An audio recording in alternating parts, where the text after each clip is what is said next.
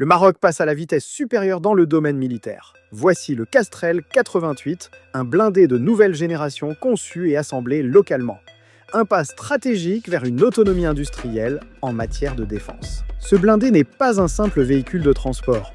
C'est une plateforme de combat polyvalente, capable de s'adapter à toutes les situations sur le terrain. Lors du salon de l'aéronautique de Marrakech, plusieurs versions ont été dévoilées et chacune répond à un besoin précis. En version chasseur de chars, il peut être équipé d'un canon de 120 mm ou 105 mm, de quoi neutraliser des blindés ennemis à plusieurs kilomètres.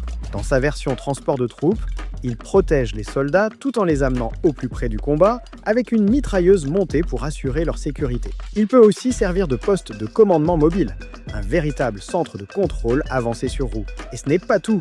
Une variante médicale blindée est prévue pour évacuer les blessés en toute sécurité, même sous le feu ennemi. Enfin, une version avec un système de défense aérienne ou des missiles anti-chars pourrait voir le jour, transformant le Castrel 88 en une redoutable machine de guerre capable d'affronter aussi bien des avions que des chars. Mais un blindé sans armement performant, c'est comme un lion sans griffes. Pour équiper le Castrel 88, le Maroc regarde du côté de la Belgique, et plus précisément des tourelles John Cockerill. Ces modules de combat peuvent être équipés de canons de 105 mm ou 120 mm, capables de percer jusqu'à 550 mm de blindage et de toucher des cibles à plus de 5 km. Une technologie déjà utilisée sur les chars Abrams et T-72 qui renforcerait encore plus la puissance de feu de l'armée marocaine. Ce qui est certain, c'est que le Maroc ne se contente plus d'acheter du matériel. Il veut le produire lui-même. Le Castrel 88 représente un tournant stratégique, non seulement pour l'armée marocaine,